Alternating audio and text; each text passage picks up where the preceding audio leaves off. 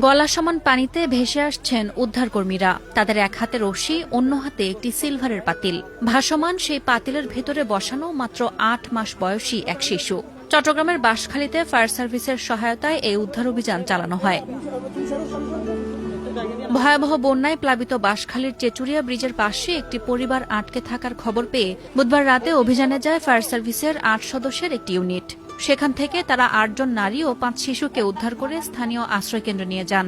পানিতে ওই ৮ মাসের শিশুটিকে নিরাপদ রাখতে পাতিলের ভেতর বসিয়ে উদ্ধার করা হয়।